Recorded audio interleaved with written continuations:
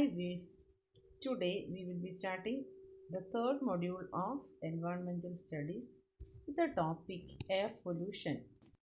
Dear students, ഇന്ന് environmental studiesന്റെ third module start ചെയ്യുകയാണ്. Air pollution എന്ന ടോപ്പിക്കിലൂടെ. എന്താണ് എയർ പൊല്യൂഷൻ എന്ന് നോക്കാം. Air pollution is the presence of foreign substances in air in excessive concentration, generally originating from the activities of man. Air pollution എല്ലാവരും കേട്ടിട്ടുണ്ടാകും. എന്താണ് air pollution എന്ന് പറഞ്ഞാൽ? നമ്മളുടെ ശ്വസിക്കുന്ന വായുവിൽ ഏറ്റവും അത്യന്താപേക്ഷിതമായിട്ടുള്ള കണ്ടൻസ് ഏതൊക്കെയാണെന്ന് നിങ്ങൾക്കറിയാം. പക്ഷെ അത് കൂടാതെ ആവശ്യമില്ലാത്ത മറ്റു പദാർത്ഥങ്ങൾ അതിനെയാണ് ഈ ഫോറിൻ സബ്സ്റ്റൻസസ് എന്ന് പറയുന്നത്. അത് അമിതമായിട്ടുള്ള അളവിൽ ചേരുന്നതിനെയാണ് എയർ പൊല്യൂഷൻ എന്ന് പറയുന്നത്.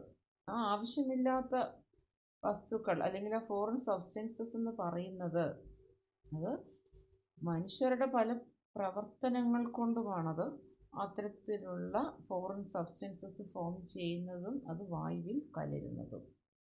The science of pollution is complex. യഥാർത്ഥത്തിൽ പൊല്യൂഷൻ അല്ലെങ്കിൽ മലിനീകരണം എന്നതിനെക്കുറിച്ച് പഠിക്കുക ഉള്ളത് തന്നെ വളരെ സങ്കീർണമായിട്ടുള്ള കാര്യമാണ്. നിരവധി കാര്യങ്ങൾ അതിനകത്ത് വരുന്നുണ്ട്. അതുകൊണ്ടാണ് ഇത് വളരെ സങ്കീർണമാണെന്ന് പറയുന്നത്. The role of citizens become important in preventing air pollution. ഓരോ വ്യക്തിയും എയർ പൊല്യൂഷനെ കുറിച്ച് അവബോധമുള്ളവരായിരിക്കണം. അപ്പോൾ ഓരോ വ്യക്തിയുടെ പ്രവൃത്തിയും വളരെയധികം ഇമ്പോർട്ടൻ്റ് ആണ് എയർ പൊല്യൂഷൻ നിയന്ത്രിക്കുന്ന കാര്യത്തിൽ, പ്രിവെൻറ്റ് ചെയ്യുന്ന കാര്യത്തിൽ. എന്ന് പറഞ്ഞാൽ എന്താണ് അർത്ഥം? എയർ പൊല്യൂഷൻ നിയന്ത്രിക്കുവാൻ അല്ലെങ്കിൽ പ്രിവെൻറ്റ് ചെയ്യുവാൻ ഓരോ വ്യക്തിയും ഓരോ പൗരനും ശ്രമിക്കേണ്ടതാണ് അല്ലെങ്കിൽ ശ്രദ്ധിക്കേണ്ടുന്നതാണ്. അത് ഓരോ സിറ്റിസൻ്റെയും ചുമതലയാണ്. അടുത്തതായി എയർ പൊല്യൂട്ടൻസ്. എയർ പൊല്യൂട്ടൻസ് എന്ന് പറഞ്ഞാൽ എയർ പൊല്യൂഷന് കാരണമാകുന്ന വസ്തുക്കൾ എന്തൊക്കെയാണെന്ന് നോക്കാം. The major air pollutants are carbon monoxide. Carbon monoxide is an odourless, colourless, poisonous gas that comes mainly from motor vehicles and other combustion exhaust. Carbon monoxide പ്രത്യേകിച്ച് സ്മെല്ലൊന്നുമില്ലാത്ത, കളറില്ലാത്ത ഒരു poisonous ഗ്യാസാണ്. ഇതൊരു വിഷവാതകമാണ്. അത് പ്രധാനമായിട്ടും വാഹനങ്ങളിൽ നിന്നുമാണ് പുറത്തേക്ക് വമിക്കുന്നത്. വാഹനങ്ങൾ പോലെ തന്നെ പ്രവർത്തിക്കുന്ന മറ്റ് കമ്പസ്റ്റൻ എക്സോസ്റ്റ് എല്ലാം കാർബൺ മോണോക്സൈഡ് കലർന്നതാണ്. അതുകൊണ്ടാണ് അമിതമായിട്ട് വാഹനങ്ങളുടെ എണ്ണം കൂടിക്കഴിഞ്ഞാൽ എയർ പൊല്യൂഷൻ കൂടുമെന്ന് പറയുന്നത്. വാഹനങ്ങളിൽ നിന്ന് പുറത്തേക്ക് വമിക്കുന്ന കാർബൺ മോണോക്സൈഡ് തന്നെയാണ് അതിൻ്റെ കാരണം. Carbon monoxide interferes with the blood's ability to carry oxygen into brain, heart and other tissues. Carbon monoxide create ചെയ്യുന്ന പ്രശ്നം എന്താണെന്ന് വെച്ചാൽ അത് യഥാർത്ഥത്തിൽ ഓക്സിജനെ ക്യാരി ചെയ്യുവാനുള്ള ബ്ലഡിൻ്റെ എബിലിറ്റിയെ തടസ്സപ്പെടുത്തുകയാണ്. ശരീരത്തിൻ്റെ എല്ലാ ഭാഗത്തും ഓക്സിജൻ എത്തുന്നത് ബ്ലഡ് സർക്കുലേഷനിലൂടെയാണ്. ബ്ലഡിൻ്റെ ആ ഒരു സർക്കുലേഷൻ പവറിനെ ബാധിക്കുന്നത് കാർബൺ മോണോക്സൈഡ് കൊണ്ടുള്ളൊരു പ്രോബ്ലമാണ്. അപ്പോൾ ഇതൊരു പ്രധാനപ്പെട്ട എയർ പൊല്യൂട്ടൻ്റ് ആണ്. അടുത്തതായി ozone. Ozone is not emitted directly into the air but produced in the atmosphere when gases or vapors of organic chemicals called hydrocarbons combined with the nitrogen dioxide compounds in the presence of sunlight. Ozone നേരിട്ട് വായുവിലേക്ക് emit എന്ന് പറഞ്ഞാൽ പ്രവേശിക്കുന്നൊരു കാര്യമല്ല, അല്ലെങ്കിൽ കടന്നു ചെല്ലുന്നൊരു കാര്യമല്ല. അത് അറ്റ്മോസ്ഫിയറിൽ form ചെയ്യുന്നത് എങ്ങനെയാണെന്ന് നോക്കാം. ഓർഗാനിക് കെമിക്കൽസായ ഹൈഡ്രോകാർബൺസ് ഫോം ചെയ്യുന്നത് ഇൻഡസ്ട്രീസിൽ നിന്നും പുറത്തേക്ക് വമിക്കുന്ന വാതകങ്ങളിൽ നിന്നുമാണ്.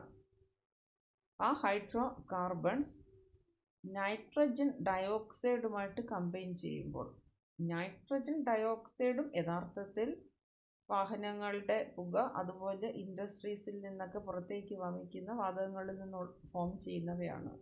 അപ്പോൾ ഇത്തരത്തിൽ ഹൈഡ്രോ കാർബൺസും നൈട്രജൻ ഡയോക്സൈഡും കൂടെ കമ്പൈൻ ചെയ്ത് അറ്റ്മോസ്ഫിയറിൽ ഫോം ചെയ്യുന്നതാണ് ഓസോൺ. അപ്പോൾ നേരിട്ട് ഓസോൺ എന്ന് പറഞ്ഞ് ഫോം ചെയ്യപ്പെടുന്നില്ല, ഇവ കമ്പൈൻ ചെയ്തിട്ടാണ് ഓസോൺ ഫോം ചെയ്യുന്നത്. ആ ഫോർമേഷന് സൺലൈറ്റും അത്യന്താപേക്ഷിതമാണ്. സൺലൈറ്റിൻ്റെ പ്രസൻസിലാണ് കാർബൺ ഡയോക്സൈഡും നൈട്രജൻ ഡയോക്സൈഡും കമ്പൈൻ ചെയ്ത് ഓസോണായിട്ട് മാറുന്നത്. Ozone is harmful in the lower atmosphere and should not be confused with ozone in the upper atmosphere, which protects us from ultraviolet radiation. അപ്പോൾ ഇവിടെ നിങ്ങൾ വിചാരിക്കും അൾട്രാ വയലറ്റ് രശ്മികളിൽ നിന്നും സംരക്ഷിക്കുന്ന ഓസോൺ ലെയർ ഉണ്ട്. ആ ഓസോൺ അല്ല ഇത്, അത് തമ്മിൽ കൺഫ്യൂസ്ഡ് ആകരുത്. ഇപ്പോൾ നമ്മൾ പറയുന്ന ഈ ഓസോൺ ഹൈഡ്രോ കാർബണും നൈട്രജൻ ഡയോക്സൈഡും കൂടെ സൺലൈറ്റിൻ്റെ പ്രസൻസിൽ കമ്പൈൻ ചെയ്ത് ഫോം ചെയ്യുന്ന ഓസോൺ വാതകം ലോവർ അറ്റ്മോസ്ഫിയറിൽ കാണപ്പെടുന്നതാണ്. അത് വളരെയധികം ഹാർംഫുള്ളാണ്, വളരെയധികം അപകടകരമായിട്ടുള്ള ഒരു വാതകമാണത്. അപ്പോൾ ഇതും യഥാർത്ഥത്തിൽ ഫോം ചെയ്യുന്നത് മറ്റ് ഹൈഡ്രോ കാർബൺസ്, നൈട്രജൻ ഡയോക്സൈഡ് പോലെയുള്ള ആവശ്യമില്ലാത്ത ഫോറിൻ സബ്സ്റ്റൻസസ് കമ്പൈൻ ചെയ്തുകൊണ്ട് തന്നെയാണ്. Nitrogen dioxide is produced when fossil fuels are burned. പ്രധാനമായിട്ടും നൈട്രജൻ ഡയോക്സൈഡ് ഫോം ചെയ്യുന്നത് ഫോസിൽ ഫ്യൂവൽസിൽ നിന്നുമാണ്. ഫോസിൽ ഫ്യൂവൽസ് ബേൺ ചെയ്യുക എന്ന് പറഞ്ഞാൽ പെട്രോളിയം, ഡീസൽ എന്നിവയൊക്കെയാണ് ഫോസിൽ ഫ്യൂവൽസ്. അപ്പോൾ നേരത്തെ പറഞ്ഞതുപോലെ വാഹനങ്ങളിലൊക്കെ ഉപയോഗിക്കുന്ന ഇത്തരം ഫ്യൂവൽസ്, അവയിൽ നിന്ന് തന്നെയാണ് നൈട്രജൻ ഡയോക്സൈഡ് ഫോം ചെയ്യുന്നത്. These oxides of nitrogen compounds contribute to ozone formation and the health problems themselves. Nitrogen dioxide nitrogen കോമ്പൗണ്ട്സിൻ്റെ ഓക്സൈഡ്സ് ആണ്. നൈട്രജൻ കോമ്പൗണ്ട്സിന് പലതരത്തിലുള്ള ഓക്സൈഡ്സ് ഉണ്ട്. അതിലൊന്നാണ് നൈട്രജൻ ഡയോക്സൈഡ്. നൈട്രജൻ ഡയോക്സൈഡ് തന്നെയും വളരെയധികം പ്രോബ്ലംസ് ക്രിയേറ്റ് ചെയ്യുന്ന ഒന്നാണ്, ഹെൽത്ത് പ്രോബ്ലംസ് ക്രിയേറ്റ് ചെയ്യുന്നുണ്ട്. അതുകൂടാതെ അത് ഹൈഡ്രോ കാർബണുമായിട്ട് ചേർന്ന് ഓസോൺ ഫോർമേഷനും കാരണമാകുന്നു. ഓസോൺ ഹാർംഫുള്ളാണ്. ഇങ്ങനെ നൈട്രജൻ ഡയോക്സൈഡ് പല രീതിയിലും പ്രോബ്ലംസ് ക്രിയേറ്റ് ചെയ്യുന്നുണ്ട്. It also changes in the atmosphere to acidic particles and liquid nitric acid. ഇനി ഇതിൻ്റെ മറ്റൊരു പ്രത്യേകത, ഇത് അറ്റ്മോസ്ഫിയറിൽ അസിഡിക് പാർട്ടിക്കിൾസ് ആയിട്ട് മാറുന്നു.